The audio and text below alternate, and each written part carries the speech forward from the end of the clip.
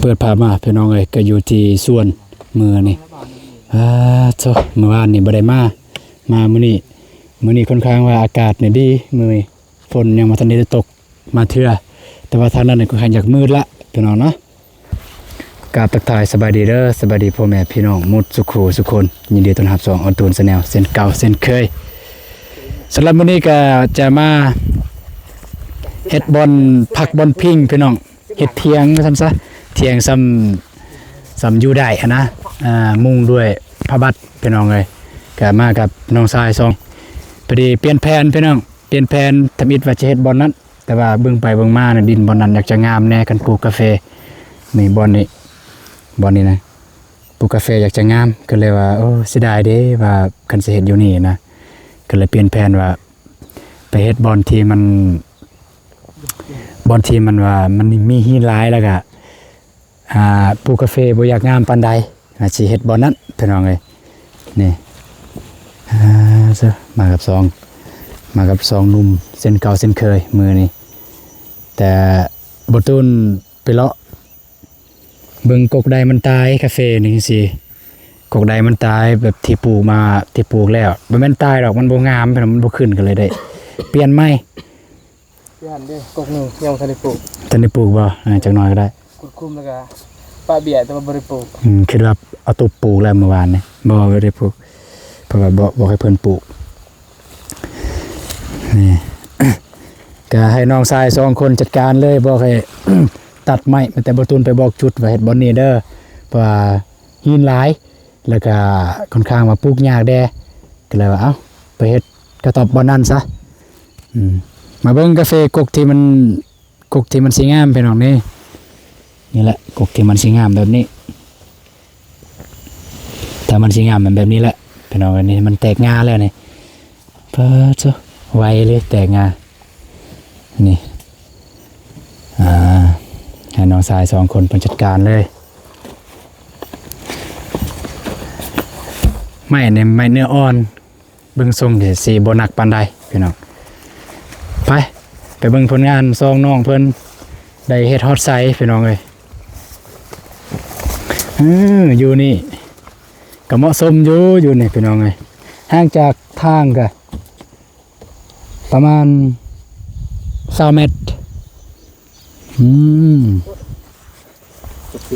พอซะเบิ่งสิเบิ่งแบบใดผู้พางลักษณะของแบบซื่อกินดอกก็เปฮะจอมากินดอกน่าจะทำจอมาไอโอเล่โมเดิร์นบิ๊กแบะเหมือนเนี่ยเราสไตล์ยังจ่าให้ดอกกิจ่าเหนียวเป็นยังไม่เปรี้ยวแต่ปกินยุ่นไหนแกลังกุบพันแหละไปกินดอกเกยไม่ไปกินดอกเดินเลยเราอุปปังเนี่ยสไตล์มันเอากินต่อนะสไตล์มันปล่อยจะเปิดให้ต่อขึ้นมาเบตันกินพอจะเปิดต่อก็ได้เด็ดเฮ็ดซ้ำอยู่ได้พี่น้องซ้ำนั่งได้บ่เปียกเดี๋ยวมันต่ำโพดอย่างเป็นอาชญ์แจ่เจอมาอยู่รุ่นใหญ่ฮะแป้หนักหรือหลังไปลอง3คนย่อป่ะบอนเขาลองเลยเพราะว่าเขายกขึ้นน้อยนึงได้3 คนได้3 คนอยู่นี่เพิ่นมาย่อมาเฮ็ดอยู่นี่ค่อนข้างว่ากาแฟกับบ่อยากงามปานใดก็เฮ็ดอยู่นี่ก็ได้นี่ทางนี้ปลูกแล้วกันเฮ็ดตันติดทางโพดมันก็โพดอีกมันกายไปกายมาบางทีว่าตอนเฮาไปเฮ็ดเวียกเฮ็ดงานจังซี่ของกินของยาเขาก็ปะอยู่หั่นมันก็โพดอีก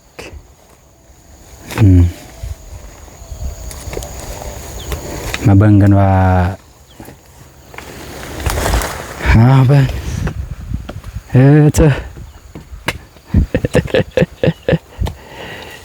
สิมือไอโบเล่อันนี้เป็นสิมือไอโบเล่เด้อพี่น้องเด้อออกแบบเองสิมือไอโบเล่ เสริมความแข็งแรงเอาเบิ่งออกก่อนรอได้ มันได้มันยากแท้ นี่ เยอะยาวเยอะๆ ขุดเข่าหน่อยหนึงมาขุดเข่า เราหนอกแดดที่หน่อย ปะรอดบ่ได้เอานั่นมาจากสตินเนาะซื้อแล้วก็บ่ได้เอามาตั้งหลายอย่างเลยบ่ได้ถือมามื้อนี้พี่น้องเอ้ยบ่ว่าแต่เหล็กตะปอกตะปูเบิ่งขอสิเบิ่ง อยู่ต้องลายดิ สุดยอดแล้วยุงเดี๋ยวนี้ บัดเลยจะมาจากตัว มันตาบสุบ มันโกยมัน เรื่องนี่บ่ถือบ่โอ้ล่อใครต้มหน้าเจ้าของ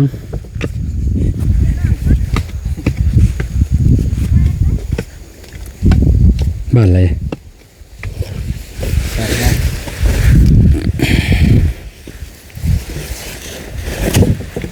อย่าย่อนี่มั้ง เอาไปเลยเบิ่ง จุดก่อนก็ได้กองหยุดก่อนก็ได้ เชื่อจะสิยกก็ได้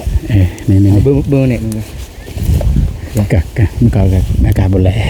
อร่อย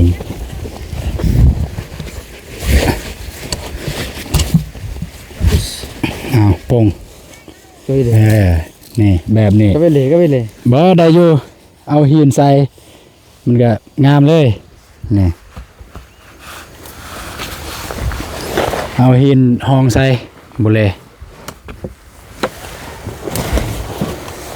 สั่นละบ่เกินว่าเที่ยงตัวนี้ไปพุ่นนี่หัวนกก็ยังกักหัวลอยพอดีเลยหัวลอยพอดีเลยนี่สั่นละอย่าเป็นเบื้อง เหี่ยวเป็นเบิ่ง เป็นเบื้องตัวนี้ให้เธอเบื้องนั้น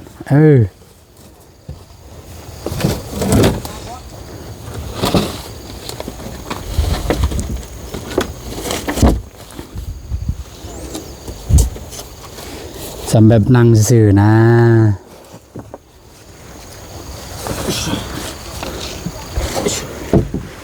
กินเด็กโอ้โหเองต่อก็บุญกินต่อ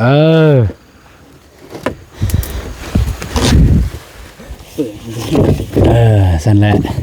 นี่ เรียกว่าเปิด โอ้ย ยังบางตัวนี้มันหักได้เพราะตัวนี้เขาว่าสิใส่อยู่นี่มัน ยับมาพี่ก็ได้ตัวนั้น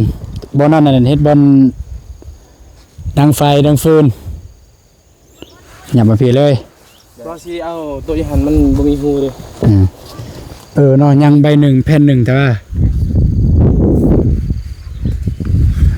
เบิ่งบ่ตุนสิคนขวาเบิ่งก่อนจักหน้าใดมาบ่เลเฮ็ดตัวนี้งง คนเลยออกแบบ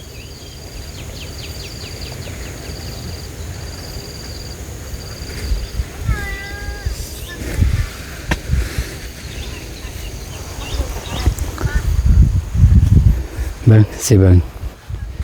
เพราะว่าอยากให้มันกุบไปทางหน้ายานว่าลมมาทางพุ่นพี่น้องเนาะยานว่าลมมาทางพุ่นมันสิผะใส่เพราะฉะนั้นเราต้องกุบไปทางหน้าพุ่น อย่าเบิ่ง เอาเจ้าตัวนี้ใส่ระหว่างกลางก็ได้มันจึงหับความอันนั้นได้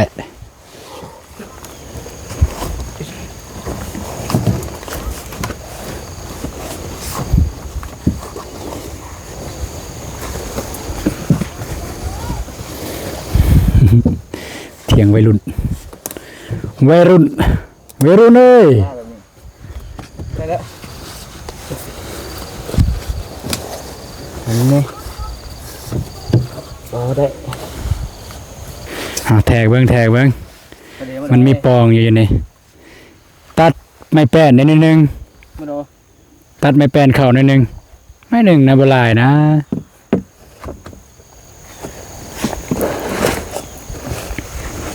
ซ้ำอยู่ได้ซื่อพี่น้องไอ้ซ้ำฝนตกบ่เปียกนี่จังน้อยนี่ก็ขุดห้องนี่บ่ให้ฝนไหลมาแต่พุ่นมาพี่ถ้าว่านี่ก็บ่แม่นบ่ตูนตัดสินใจผู้เดียวเด้อพี่น้องเด้อจะมาเฮ็ดเถียงอยู่นี่ก็คือน้องนุ้งนี่แหละ2คนนี่แหละบ่ตูนว่าสิเฮ็ดอยู่หั่นประเด็นน้องนุ้งว่าโอ้ยสิได้ดินเด้อยู่หั่นงามว่ามาเฮ็ดบอนที่มีหินหลายก็เลยเอาตามน้องนุ้งว่าก็เลยมานี่ป่วยใดมันก็ต่อเอาไว้ดอกเกินพอดีตอนแรกจังน้อยพี่น้องเนาะก็สิได้นี่แหละเฮ็ดเที่ยงแล้วก็กินข้าวกินน้ำแล้วก็สิได้เมื่อเอาเบียร์กาแฟเมื่อ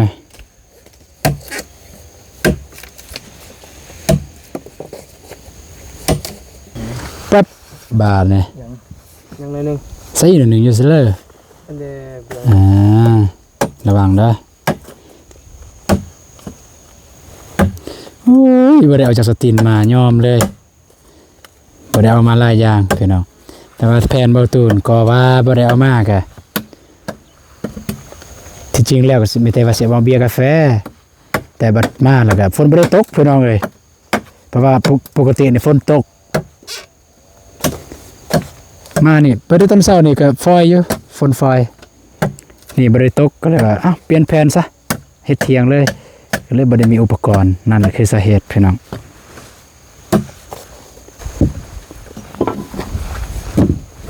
ปึ๊บเรียบร้อยพอละพอได้ปรนางเตนั่นอย่างเนาะได้แล้วนะเดี๋ยวแต่ออกก่อนมันยาวโพดเอาต่ำๆก็ได้เอาโพดบอสเอาผนังมาเยอะไม่ตื้อเยอะบ้าผ่ากะสวะ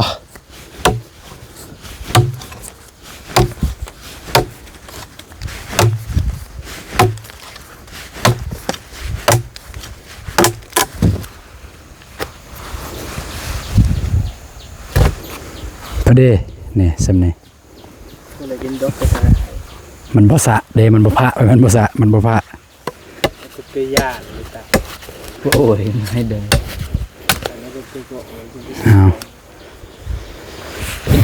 เจียกเจียกยานเลยเจียกเจียก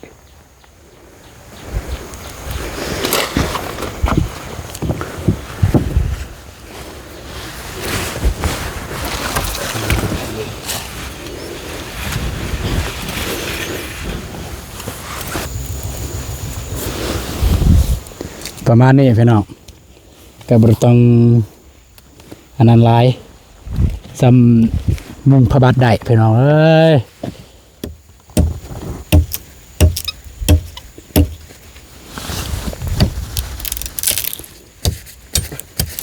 นี่ซ้ำนี่ก็มุงพระบาทได้แล้ว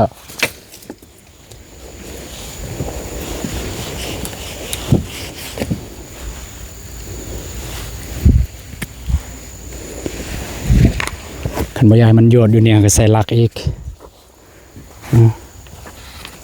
นี่แข็งแห้งเสริมความแข็งแห้ง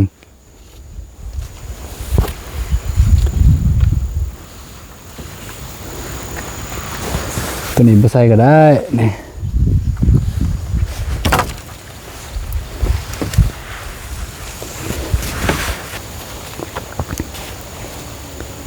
เจอเราไม่มาบุญเจอเราไม่มาเจอกับเจอเราไม่ได้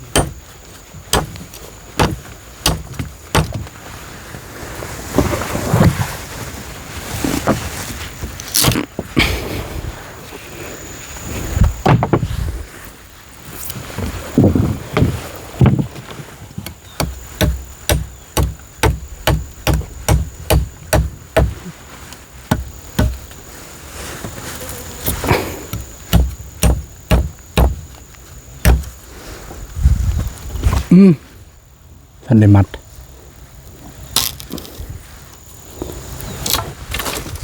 จ่ายมันไปเลย ฮะบ่ต้องไปเรือดอกไม่แต่มัดปลายผ้าบัตรหันไปพุ่นเลยเข้าใจป่ะเวลามัดมัดเสือกใส่พุ่นเลยใส่พุ่นเลยเข้าใจป่ะ ฟ้าโตถาบัวเลซื้อเนี่ยพ่อแม่เอิ้นบัวเลแต่ว่าเราไปเปลี่ยนโรงเรียนเนี่ยโอเล่โอเล่โอเล่โอเล่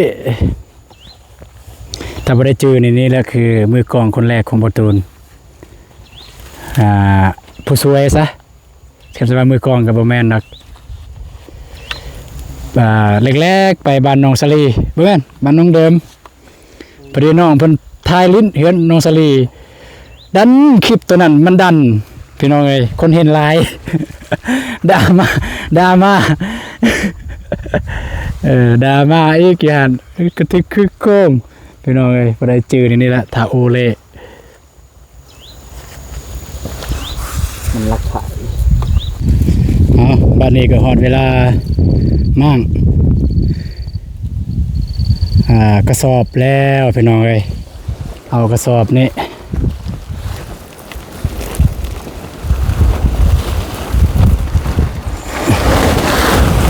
หมดเวลามั่งกระสอบแล้วตั้งกองผู้สิเห็นหรือบ่พี่น้องเนาะเอา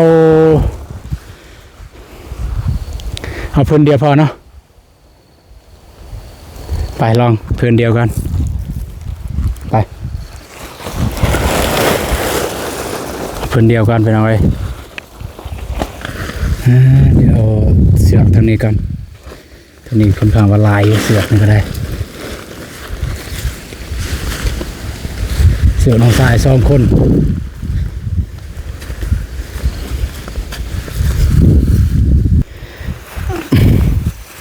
มัดอันนี้พี่น้องเสริมความแข็งแรง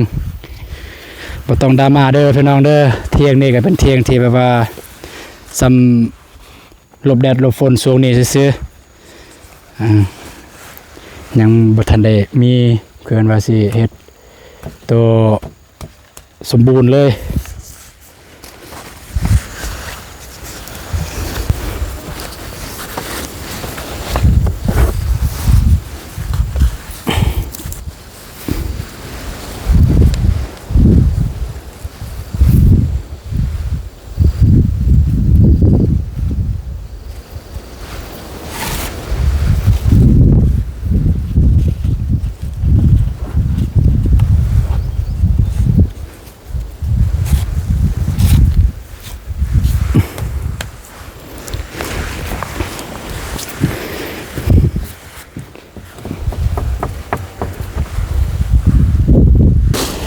โอเคพี่น้องนะ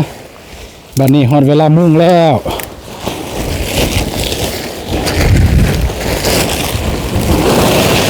แกะออกก่อนนี่มันสิเหลือที่ฮะ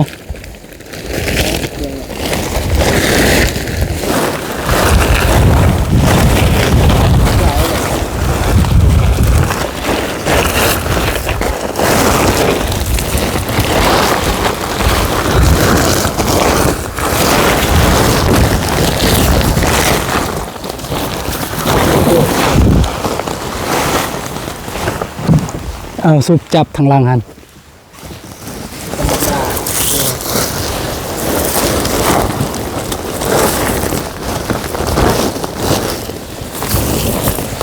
ฮอดอยู่บ่เบิ่งนั่นก็ยังว่า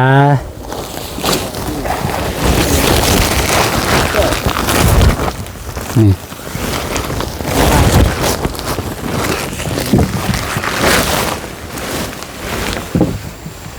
ตัวนี้เนี่ยค่อยอยากตัวนี้นี่มันเป็นกรุบลงหลุมจริงๆเลยสำนีก็ดีนี่นะเพราะว่าเวลาฝนตกมันจึงบ่ผะหยักเดียวโดดไปเลยนี่คือเราหมักเป็นเบิ่งเป็น เบิ่งนี่มึงนี่ดึงเลยสุดไอ้เด็กๆไปเลยดึงมา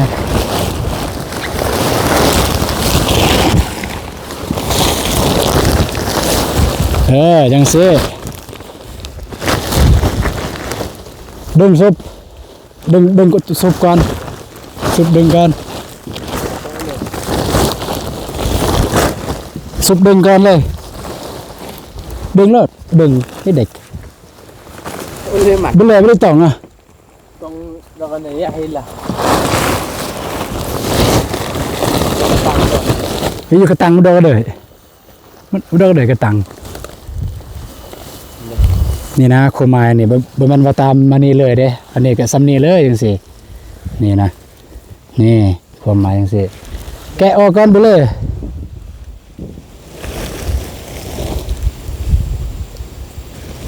เอาเสร็จหน่อย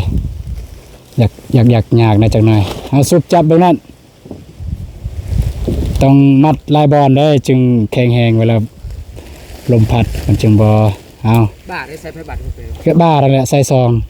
มัดก่อนทางหน้ามัดก่อน กระตังอะไรก็ได้ อิหยังบ่กระตัง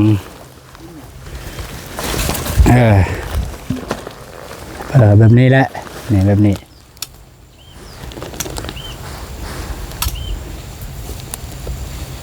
เตือกไอ้ตาบ้าตกเตือกไอ้กระเทน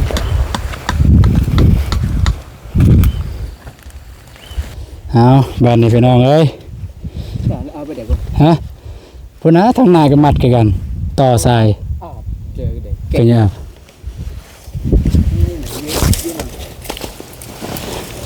ปุ๊ดะเงี้ยบ่เนาะดะบ่ ด่า มันมาไม้ดะไปเลยทางหน้าสันโทษ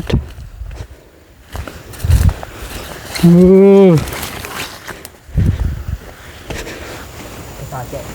ไหล ตูบกระทบเดี๋ยวไปตุนตังกองอยู่นี่ก่อนเด้อพี่น้องเด้อ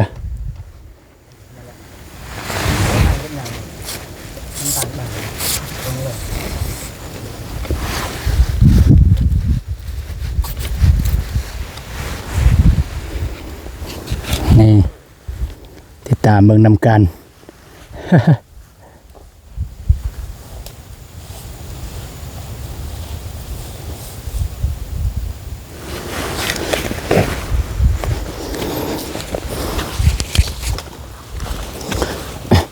เอ็นลองระกับไปเลย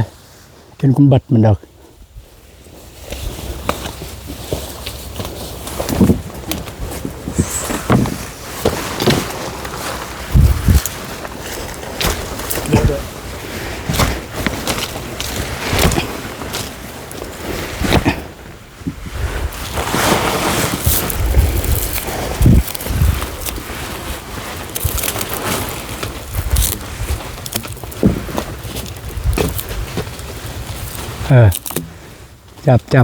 จับมุมจับซาก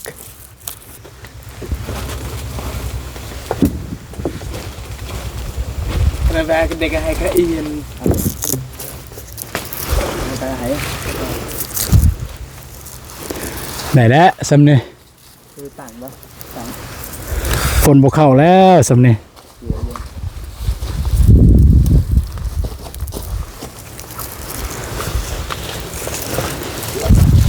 จำไม่ได้ก็ได้ตาม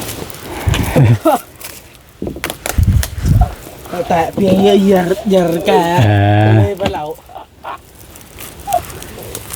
อันนี้หนึ่งดอก ไม่แต่เอาไม้ทับเทิง หล่อไงใส่เอาไม้ทับ หล่อ ยัน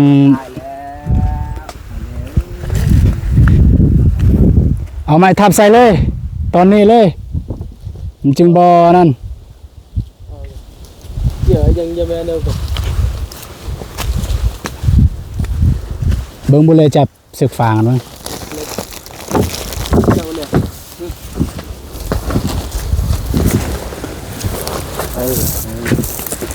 เยอะ ซ้ำอยู่ได้นะพี่น้องเลยซ้ำอยู่ได้ช่วงนี้แบบว่าซ้ำปลูกกาแฟได้บอนเก่าหันเพราะว่าเขาจะปลูกกาแฟบอนเก่าหันบอน ภาษายังไง เขากินเขาวกินน้ำช่วงนั้น จ้ะน้ำคุณอะไรดอก kinh cực cái như tạc bẩn đây nó xả con mẹ cả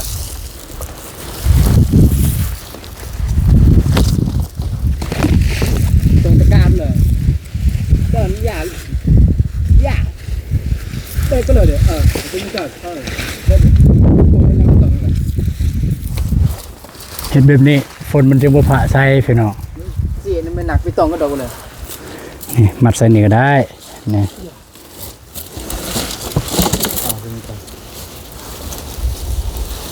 chuyển con sự có tải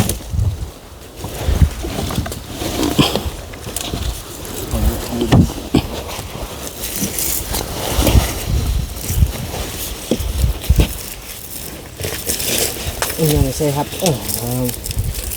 đây là tổ แม่นนี่ dạng đây là tổ con thủy หิวข้าวแห้งแล้วบุเลอ้าวบ้านนี่ไปเอาเครื่องครองอยู่หันเลยบ้านนี่มาใส่อยู่นี่กินข้าวกินน้ำอยู่นี่เลยพอดีหิวข้าวเลยพี่น้องเอ้ย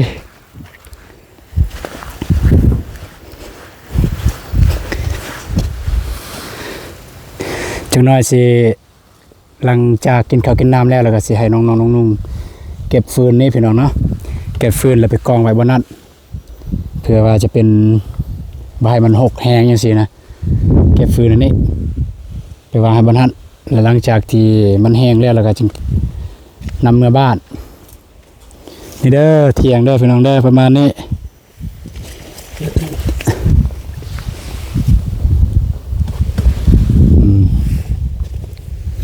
เอาพี่น้องอยู่ในกับประมาณนี้เด้อนี่จุดก็จะประมาณนี้ก็ดีกูเก่าพี่น้องดีกูอยู่พุ่นนี่ยืนไม่ได้ไม่แต่ก้มหัวลงอย่างเดียวอันนี้ก็แข็งแห้งกว่าอยู่หันแหละนี่ทางหน้านี่ก็ไว้บังไม่แต่รู้สึกว่าทางหน้านี่มันอยากแข็งแห้งนะบุเลยนี่มันตีงเลยแต่ว่าทางหลังเนี่ยโอเคแล้วเพราะว่านี่น้องทรายก็ได้เอาไม้เต็งใส่ ตั้งไว้กระตั้งลองหนึ่งดอก นี่ ตั้งได้ไงต่อกระ ได้แล้วงั้นก็ได้นี่อย่างนี้ก็ได้